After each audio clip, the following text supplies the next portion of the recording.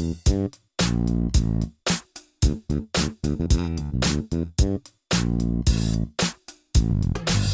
is Anthony Morganti. Welcome to my podcast, For the Joy of Photography.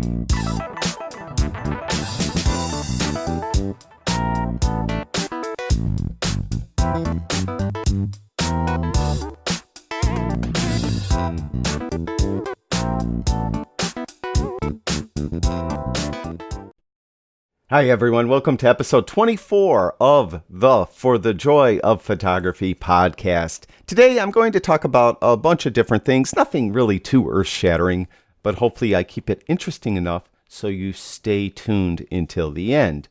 The first thing I'd like to talk to you about is gear reviews. You've noticed, I'm sure, that I really don't do a lot of gear reviews. That's because I really suck at reviewing gear. I really cannot put together a decent video of me reviewing gear. Recently, B&H Photo in New York City loaned me a Fujifilm X-T3, a Fujifilm XF100-400 lens, and a 1.4x teleconverter. Well, I did a video where I reviewed all this different product. I actually did two different videos, one video for the camera and one video for the lens and teleconverter. And the video is so bad. Both videos are really so bad. I'm not going to put them online. Instead, I'll be writing an article about my experience using the Fujifilm X-T3 and then another article with my review and experience using the XF100-400 f4.5-5.6 lens and 1.4x teleconverter. I really am kind of frustrated that I can't do a good video review. I look at the guys like Jared Polin and the Northrops, and they do fantastic gear reviews. I really am envious at how good their reviews are. Other folks too, I've stumbled across some excellent gear reviews.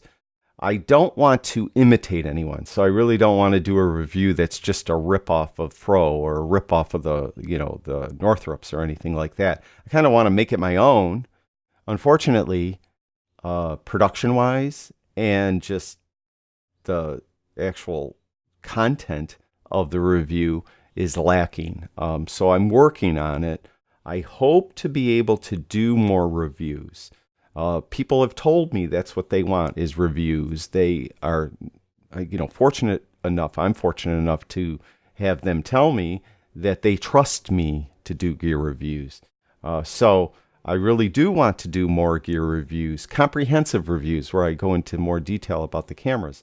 Unfortunately, like I said, I stink. I really cannot do it well. So I'm working on it. But as far as this Fujifilm X-T3 and the lens and teleconverter, I'm going to do a written review for that. Now, as far as the Fujifilm X-T3, I'll just give you kind of an overview. I really think it's a fine camera. I do own a Fujifilm X-T1. I've never used an X-T2. And as I mentioned, B&H loaned me this. I have to send it back actually tomorrow. I get to keep them for about a month, and then I have to send them back.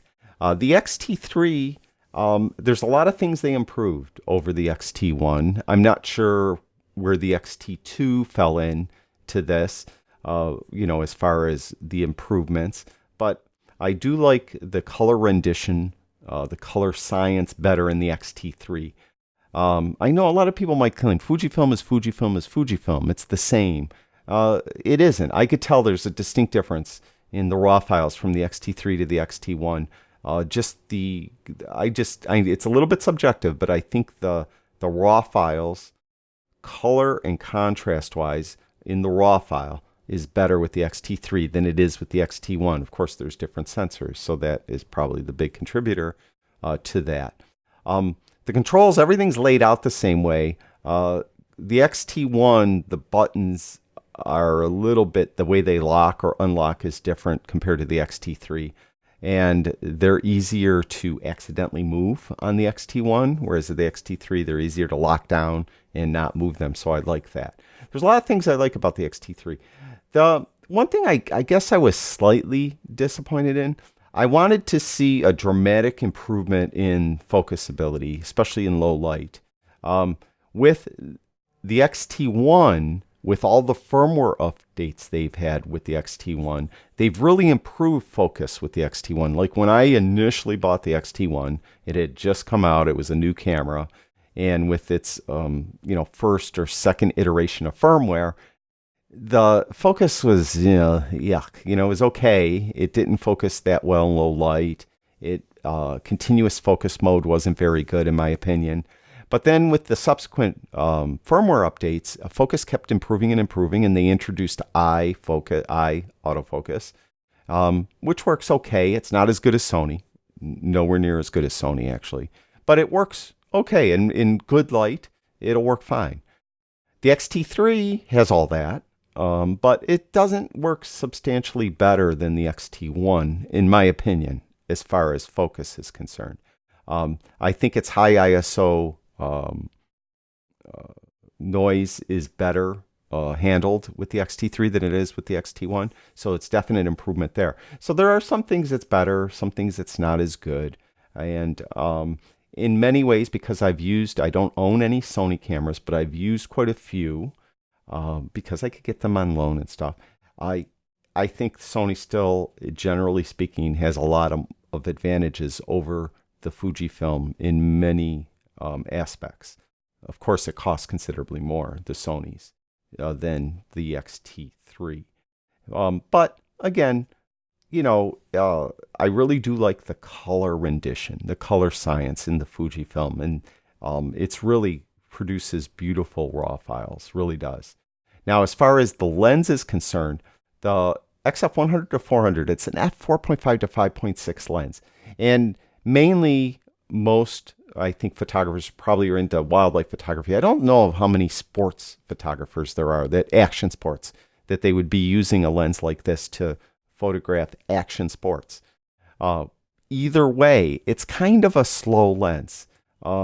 Now, it's only $2,148. I mean, if you get a Nikon, F4, whatever, 500 millimeter lens, I don't know, what is that, like 10, 12 grand, something like that, or something. So it's really super expensive.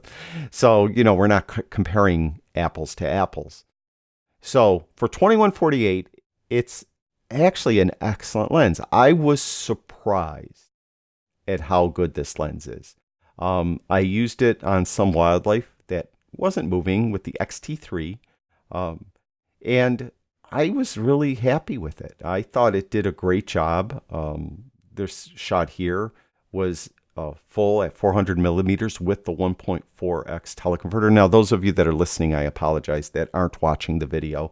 I am showing a leucistic deer, a picture of a leucistic deer. It's a type of albinism that mammals get. So it's white, and it has like pink ears and pink around its eyes and pink on its nose. So anyway, it's very, very, resolute. I think it did a really nice job. Some other shots I took of some geese, I thought it focused well on the camera. It, rendered beautifully. I think it's really a nice combination, that 100-400 with the 1.4x teleconverter. So I thought it works great. I was really happy with it. Now, again, when you have the 1.4x teleconverter on it, when it's wide open, it's at f8.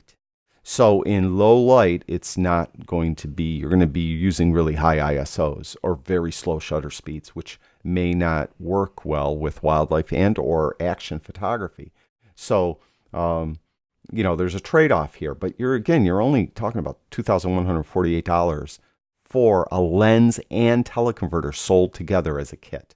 So, I really was impressed with it. The equivalent focal length for to a 35 millimeter, angle of view is 152 to 609 millimeters. So you could really zoom pretty far in, right? With everything.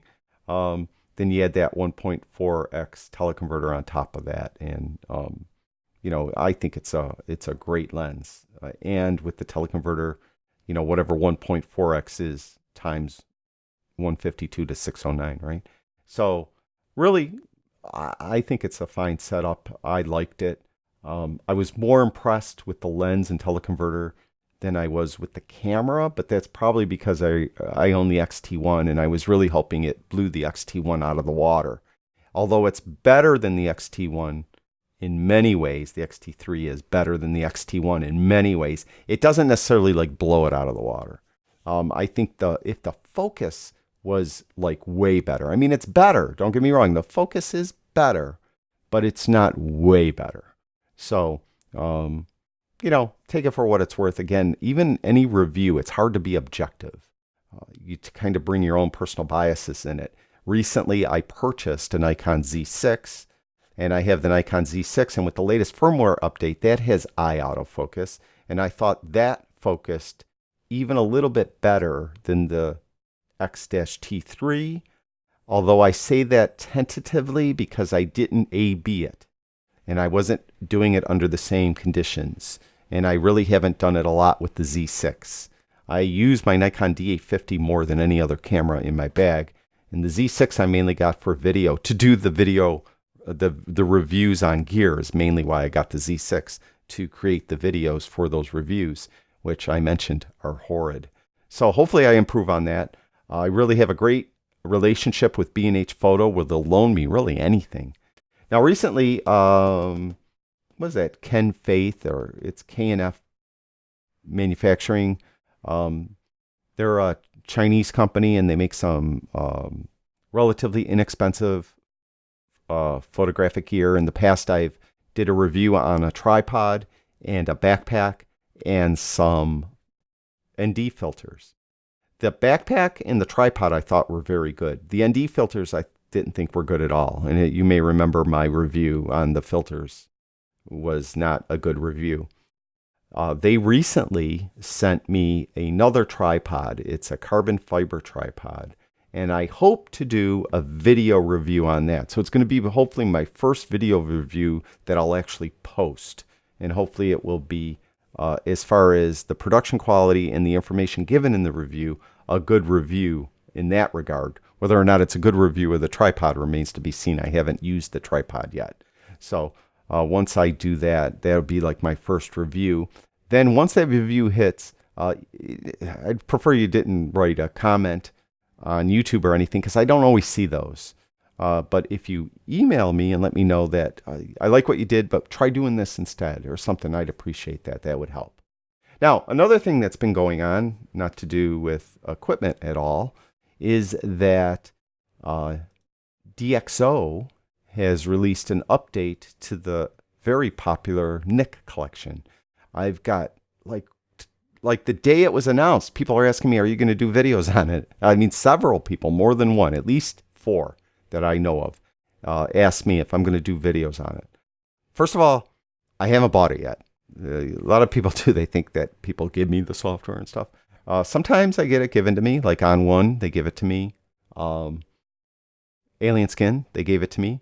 I buy, though, like Lightroom, I buy Photoshop, I buy Nik Collections, I buy most of it, to tell you the truth. So I have to buy it. I haven't bought it yet.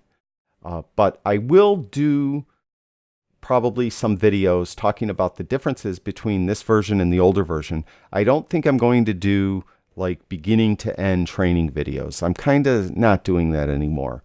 The reason being is when I first started doing it, my first ever series was on Lightroom 5. And every video got tens of thousands of views, every single video, like very quickly. Some videos over 100,000 views.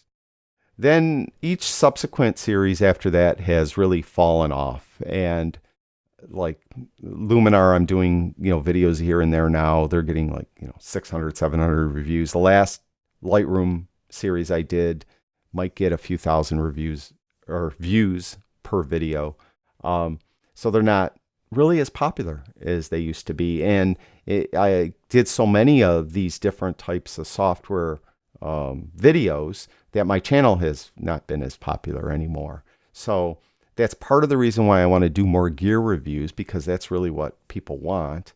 And I'm not going to be doing the beginning to end software how-to videos anymore. But I will do videos on this product talking about the differences between it and the previous version, and maybe some, videos doing a technique or a trick with it. But I'm not going to, again, do training beginning to end on all the different modules that are included in the package. But I don't know when I'm going to be doing them. So I haven't bought the software yet. So I will be buying the software probably within a day or two and try it out. And then once I try it out, I have to kind of learn the differences, and it might take me a while. And a lot of people have been asking me too if I'm going to be doing Capture One videos, and I keep saying yes, I'm going to, and it's going to be mid to late summer. And that's another product I have to buy. So I'll be doing it. It's just mid to late summer, and that I have promised, and I like to keep my promises. It's sometimes difficult, but as much as possible, I have promised I'm going to do like beginning to end training on that. So I'm going to try to do a comprehensive training on Capture One, and that would probably be the last software that's, quick start video to beginning video to like an advanced technique video at the end or something like that. So that will be in the future as well. But as far as the Nik collection is concerned, right off the bat, you look here, they have 40 brand new exciting presets. They have advanced optical correction to fix image defects. It'd be interesting to see how that works, chromatic aberration, lens softness. So if you don't focus quite right, they're implying that they'll help you fix it with these advanced optical correction tools that are in this new version of Nik. Edit raw files with viewpoint. These are a local adjustment apparently that is new. Don't know anything about it. I'll have to check it out and see how that works. And they have support for the high DPI displays. Those are like 4 times the amount of pixels in a space. Latest versions of MacBooks and stuff have those. But, kind of geeky stuff that I don't need to really, I think most people don't really care too much about. But anyway, they have support for those displays. But I'll be checking it out. And hopefully, like I said, I don't know when, but I will be doing a video or two, maybe a half a dozen on it, and see, if it's any good or not, and whether or not you should upgrade. Now, one thing I want to close with and talk about is photo projects. In my last newsletter and in the past on this podcast, I talked about doing a photography project to really help you advance and improve your photography. And it could be really almost anything. And if you just went to Google and Googled photography projects, you'll get all these different ideas. And I mentioned in the newsletter, generally you want to choose a project that's going to help advance your photography. So if you're interested in macro photography, but you're a horrible macro photographer, I mentioned that maybe you should make a project where you photograph all the flowers and bugs in your garden and go out and just, spend a weekend photographing in a macro sense all the flowers and bugs that are in your garden. And I mentioned that sometimes projects are better if you do them with someone else. Sometimes that little bit of competition helps, and also you could get some feedback from somebody. So if you have a friend, have them, and they're interested in macro photography, maybe they could photograph the bugs and flowers in their garden while you're photographing those in your garden, and then you can compare them and exchange notes and things like that, and help you improve. So really, I think a photographic project, it will really help you. Recently, I did a photographic project. One thing I got to say about photographic projects are, I have like several going at the moment, and I'm invested in, physically and mentally invested in these projects. But often you have to accept the fact that your project may not garner you a lot of Instagram likes. We're in a society now with social media that just getting a like or approval is more important than being good. And I say that very seriously. I'm very adamant that we should, I am guilty of this myself. I'm not saying it's, just you, but we should, as humans, um, try to do what's best and what's right, whether it's, day-to-day life or if you're out taking photographs. And unfortunately, because of social media, a lot of people just do things for the likes, and it's not necessarily personally fulfilling. And for example, you may notice that all these photographs of the Grand Canyon get thousands of likes on Instagram, but you're not a landscape photographer. You really don't like it. You're more into portraiture or something. But you're going to go and trudge out to, and take these landscape images and put them on there to see how many likes you could get. But you're really not enjoying yourself. Well, as far as I'm concerned, you should do what works for you and what brings you joy and brings you personal fulfillment, and try not to get all wrapped up in the likes. And that's what I struggle with all the time too. Recently, the last few years, it's been very popular here in the Buffalo area in the spring to go to a huge cemetery that is in the middle of the city. It's called Forest Lawn Cemetery. It's been around for, since the city was first built. And anyone who was ever anyone in Buffalo is buried in Forest Lawn Cemetery. Millard Fillmore, President Millard Fillmore is from Buffalo. He's buried there and his family. Shirley Chisholm, Congresswoman, I think, if I'm not mistaken, the first African-American Congresswoman in Congress. And many other famous Buffalonians are buried at the cemetery. And beyond that, though, I mentioned that it's been around, 150 years. And this, what is common in the spring, a lot of migratory birds stop over there. And they, a lot of photographers descend upon Forest Lawn, especially around this one location called Mirror Lake, where they take a lot of photographs, or take photographs of birds that aren't common to the area. That's what I'm trying to say. Well, I used to go, and I haven't gone in the last 2 years now because there's just too many photographers. And I don't want to add to that, I don't know, just that onslaught of people and cars parking on the grass. And, I don't know, to me, something's wrong about it. And I don't want to add to it. I don't begrudge anyone doing it because there are beautiful birds that you normally wouldn't see, that you could go there and get dozens of photographs of. So it's really fine. But for me, I got my pictures a few years ago. I really don't need to go and do it any longer. But when I was there doing it a few years ago, one thing I noticed is that there are a tremendous amount of statues. Statues of 150 years old, and beautiful works of art that have just been weathered by time. And what I decided to do was a photographic project where I photograph as many of those statues as possible. Now, I'm mentioning this is a huge cemetery. This isn't a little block wide. I mean, it's huge. So it would take days. Now, I went there once. My first time I went there was this past Monday. The migratory birds are gone, so there's really not a lot of photographers there any longer. So I went there and I started my project of photographing the statues. And one thing I noticed right away, it's not garnering any interest. No one seems to care.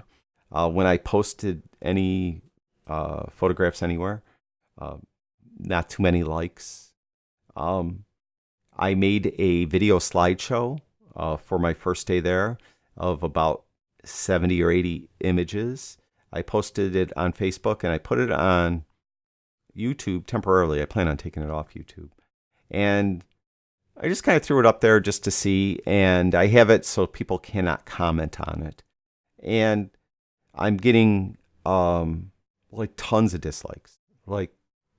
My average video I put on YouTube might get, let's say, 400 likes and 4 or 5 dislikes.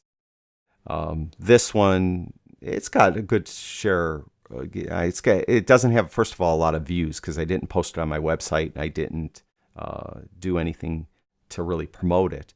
But I don't know. Last I looked, maybe it had like 700 views, and it might have had 50 likes, and it had 17 dislikes, something like that. So a lot of people hate it. But I need to get over that. Who cares? It's personally fulfilling to me. I enjoy it. I like these images. There are many times I'm taking landscape shots of the same old thing all the time, and it's like, whoop-de-doo, right?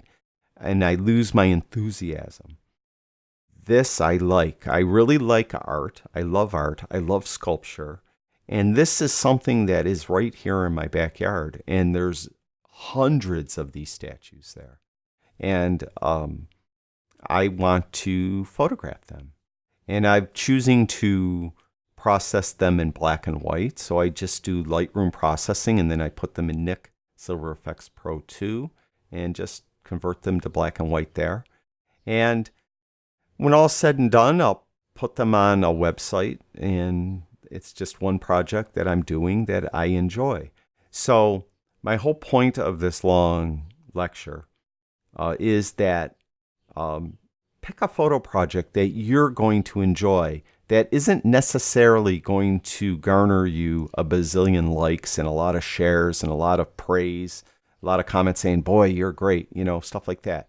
But I think I've gained much more fulfillment doing this and not hearing anyone tell me it's great compared to other things I've done and photographed that I really almost could do in my sleep. Not trying to make it sound like conceited, but it's just easy, let's say. Anyone could do in their sleep. And getting all this praise and people saying how great those photographs are and how great I am and all that. That's nice, don't get me wrong. But I'm really having more personal fulfillment. And I find myself looking at these images more so than any of those other images. So pick a personal project that's going to be personal fulfilling to you, and don't worry about whether or not other people are going to like it. But pick one, try to pick one that's going to help you advance your photography some way. You probably, do some self-assessment and try to figure out what you're, weak in photography, and see if you could build a project that's going to help you become better at whatever it is you're weak at. And in this case here, I wanted to really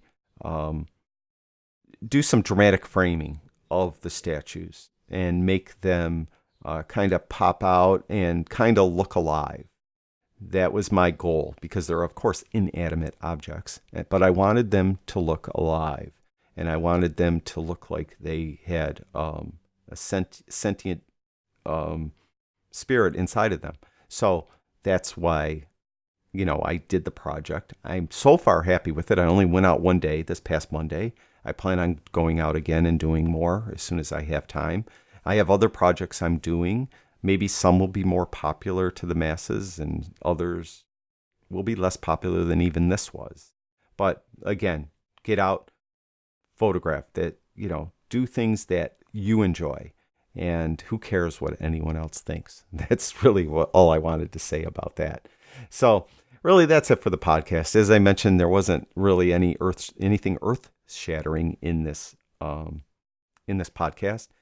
Just really kind of down on myself about my lack of skill at doing a gear review, and I hope to improve upon that.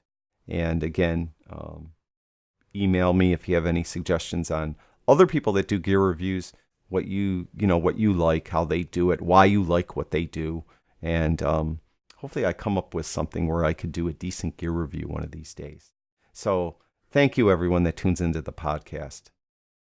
Thank you for watching my podcast, For the Joy of Photography. Remember, stop by my website, onlinephotographytraining.com. There you'll find all my latest videos and articles to help you improve your photography. That's it for now. I'll talk to you guys soon.